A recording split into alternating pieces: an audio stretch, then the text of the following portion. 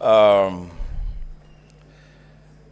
is a reason why my colleagues call me bishop, others call me pastor. The Speaker, the book of Deuteronomy, chapter 19, from verse 18 to 19. It says that the judges shall inquire diligently, and if the witness is a false witness, and has accused his brother falsely, then you, the judges, shall do to him as he had meant to do to his brother. So you shall purge the evil from your midst.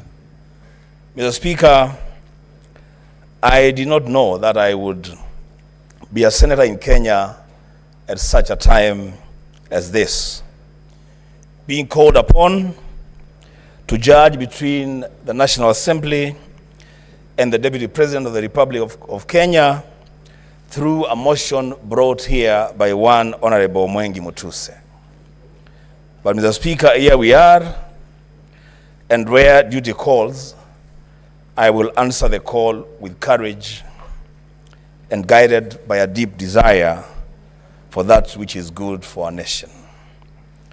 Mr. Speaker, I would have expected that the crumbling relationships within the Kenya Kwanza administration would perhaps have been handled within their PG or their NEC and resolved there.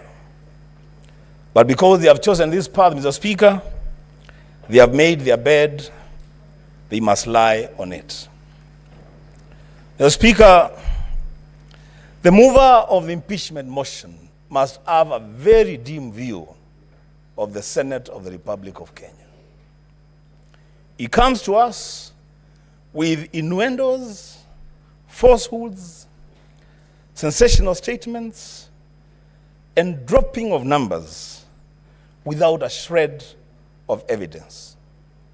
So, Speaker, he begins his own illustration by saying sometimes in 2023. He goes on, the Speaker, to speak about at another forum in September 2024. Mr. Speaker, we are debating an impeachment motion of the Deputy President of the Republic of Kenya. The least that these judges would have expected, the least that this country would have expected, is due diligence on the mover of the motion.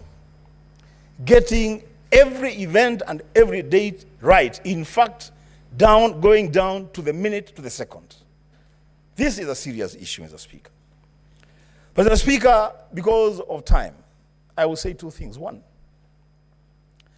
let it be known to this House and to this country that those of us who subscribe to the ideals of the Azimio One Kenya Alliance are totally and grossly opposed to the idea of a government of shareholding.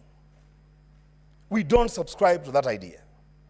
We believe in an all-inclusive government where every person and every region have their space in this country. But Mr. Speaker, when that matter was presented to us as an accusation, as a ground for impeachment of the Deputy President, during cross-examination and going through the evidence table before the Senate, it is clear to this House, it is clear to this country, that the idea of a government of shareholders is a foundational policy of the Kenya Kwanza administration.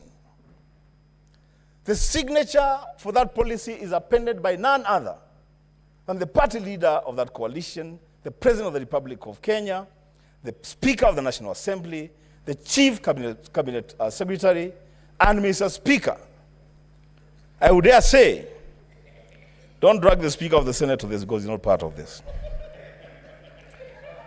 Mr. Speaker, you cannot punish the Deputy President, the principal assistant to the President, for undertaking the role of being the assistant to the president. He is just expounding on a policy that his boss has signed and made public. The Speaker, oh my goodness. The Speaker, lastly, if you allow me,